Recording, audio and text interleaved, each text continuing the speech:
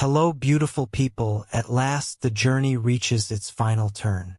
Secrets are about to be revealed, and nothing will remain the same. The Man Who Changed Seats, Part 3. Henry sat frozen, gripping the note with both hands. One more stop, then you must decide. The train rattled through the darkness, every flicker of the lamps above making his heart jump. The air felt colder now, the carriage strangely quieter, as if the passengers themselves were holding their breath. Henry glanced around. The woman with the knitting needles was gone again. In her place sat a teenage boy sketching in a notebook. The man with the newspaper was now replaced by an elderly lady feeding seeds to a caged bird she held on her lap. The soldier had turned into a businessman. It wasn't just that the people were changing anymore. It felt like the train itself was unraveling into different worlds. Henry whispered to himself, "One more stop." The stranger was gone.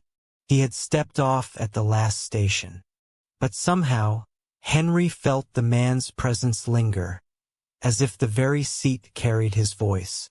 Suddenly, the train lights flickered, and Henry caught sight of something chilling in the glass window across from him. Himself, but not just one version, dozens. Rows upon rows of Henrys staring back, each slightly different. Some older, some younger, some dressed in clothes he had never worn, some with faces hardened by grief or softened by joy. One Henry had a wedding ring, another had scars across his cheek. One had gray hair and tired eyes. Another looked wealthy, powerful, dangerous. They all looked at him with expressions he couldn't bear to hold. Accusation, sorrow, envy, fear. Henry's chest tightened. No, this isn't real. But then one of the reflections spoke. Choose. The train screeched. It slowed into the next station. This one was different. Outside, the platform didn't look like any ordinary station. It was vast and empty, with fog curling at its edges. The lamps were dim, the signs unreadable.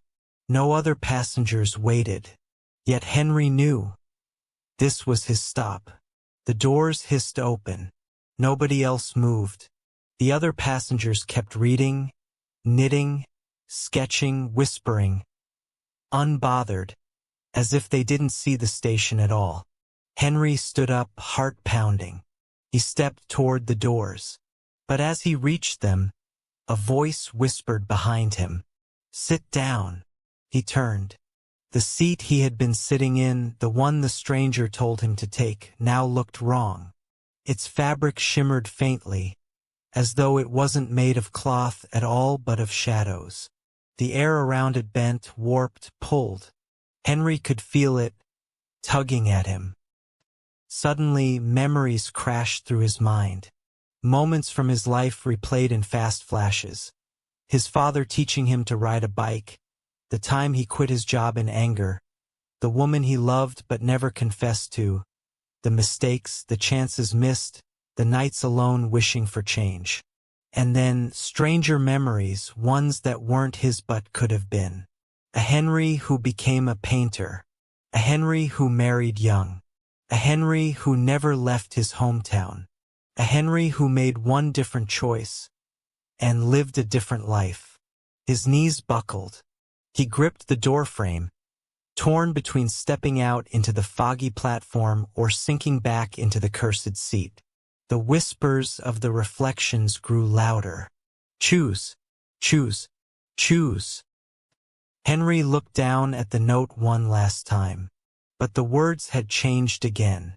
Now it read, "Choose carefully. The life you leave behind may not wait for you." He glanced outside. The fog rolled like waves, hiding what lay beyond.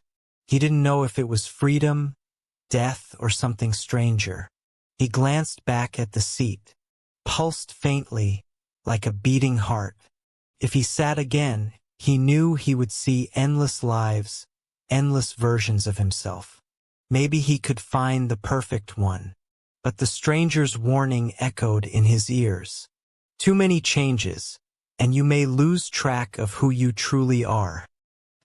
Henry closed his eyes. Then he made his choice.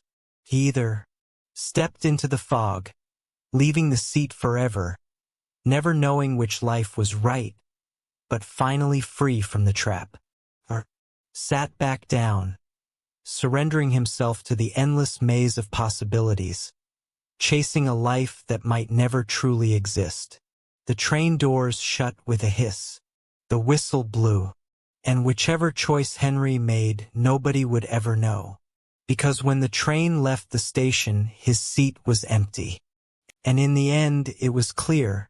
Everything had started from one small choice, a simple change of seat. That single decision pulled Henry into a chain of events he never expected. Whether he walked away or stayed, one truth remained. He could never return to the life he had before. Sometimes the smallest choices carry the biggest stories. And this was one of them.